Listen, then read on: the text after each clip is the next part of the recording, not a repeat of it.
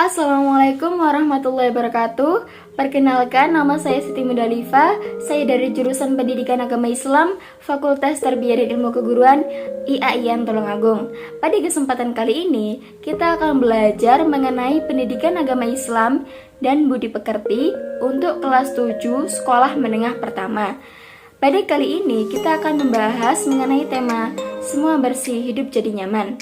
Diharapkan dengan adanya kegiatan pembelajaran ini, peserta didik dapat mencapai tujuan pembelajaran, seperti yang pertama, menunjukkan tata cara bersuci dari hadas kecil dan hadas besar sesuai dengan syariat Islam.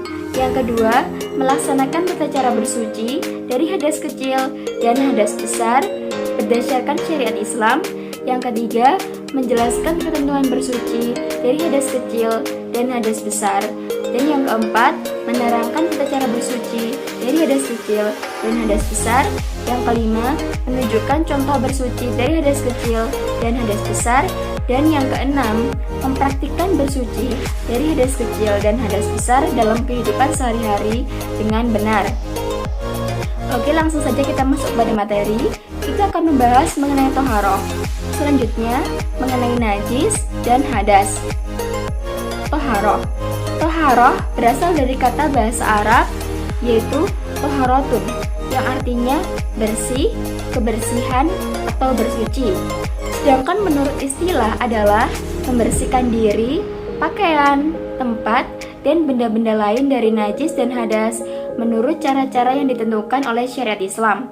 Kegiatan bersuci dapat dilakukan dengan berwudu, tayamum, istinja atau cebok, mandi, dan bersuci membersihkan badan, pakaian, dan tempat.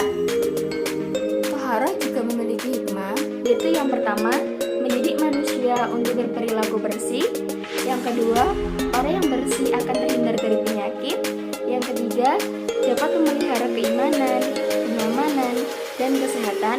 Dan yang terakhir, orang yang terbiasa berwudu akan bersinar wajahnya kelak saat dibangkitkan dari kubur. Selanjutnya kita akan membahas mengenai najis. Najis menurut bahasa artinya kotor, sedangkan secara istilah adalah kotoran yang wajib dihindari dan dibersihkan oleh setiap muslim apabila terkena olehnya. Najis dibagi menjadi 3 macam, yaitu yang pertama, najis mukhafafah. Najis ini disebabkan oleh air kencing bayi laki-laki yang berusia sebelum 2 tahun, belum makan apa-apa dan hanya makan ASI saja. Cara mensucikannya cukup dibilas dengan air yang suci pada bagian yang terkena najis. Yang kedua yaitu najis mutawasitoh. Najis ini disebabkan oleh darah, nanah, haid, muntah, dan segala kotoran manusia dan hukmiyah. Cara mensucikannya dengan mencuci bagian yang terkena najis dengan air mutlak sampai hilang bau, rasa, warna, dan zatnya. Dan yang ketiga yaitu najis muwalado. Najis ini disebabkan oleh segala yang berasal dari babi dan anjing. Cara bersucinya yaitu cukup membasuh sebanyak 7 kali, salah satunya dengan debu dan tanah. Selanjutnya kita akan membahas mengenai hadas. Hadas menurut bahasa artinya suatu peristiwa, kotoran, atau tidak suci. Sedangkan menurut istilah adalah keadaan tidak suci sehingga menjadikan tidak hanya dalam melakukan suatu ibadah tertentu.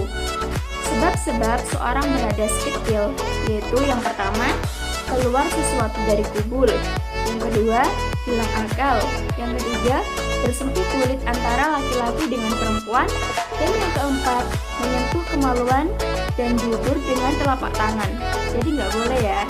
Cara bersucinya yaitu dengan berwudu, dia tidak ada air, bisa dengan tayamum. Sebab-sebab seseorang berhadas besar yaitu ada 6. Yang pertama, berhubungan suami istri atau bersetubuh. Yang kedua, keluar mani atau mimpi basah. Yang ketiga, haid atau menstruasi. Yang keempat, melahirkan atau wiladah. Yang kelima, nifas. Dan yang keenam, meninggal dunia. Cara bersucinya yaitu dengan mandi wajib, yaitu membasahi seluruh tubuh dari ujung rambut sampai ujung kaki. Dan apabila tidak ada air, bisa diganti dengan tayamum. Selanjutnya yaitu ketentuan mandi wajib. Mandi wajib merupakan mandi dengan menggunakan air suci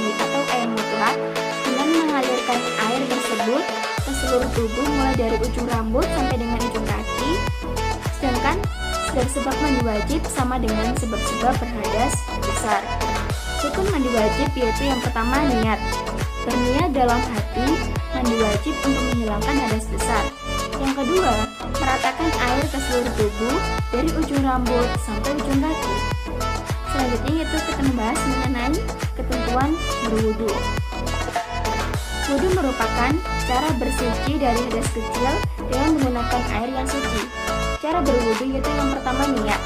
Yang kedua, disunahkan mencuci kedua telapak tangan, berkumur, dan membersihkan lubang hidung. Yang ketiga, membasuh muka. Yang keempat, membasuh kedua tangan sampai siku. Yang kelima, mengusap kepala. Yang keenam, disunahkan membasuh kedua telinga. Yang ketujuh, membasuh kaki sampai mata kaki. Yang kedelapan, tertib atau urut. Dan yang kesembilan, berdoa setelah wudhu. Yang disunahkan dalam berwudhu sesuai dengan sunnah Nabi dan surat Al-Maidah ayat 6 adalah nomor 1, 3, 4, 5, 7, dan 8. Selanjutnya yaitu ketentuan tayamum. Tayamum merupakan cara toharoh sebagai pengganti wudhu dan mandi wajib. Hal ini sebagai ruksa atau keringanan untuk orang yang tidak dapat memakai air.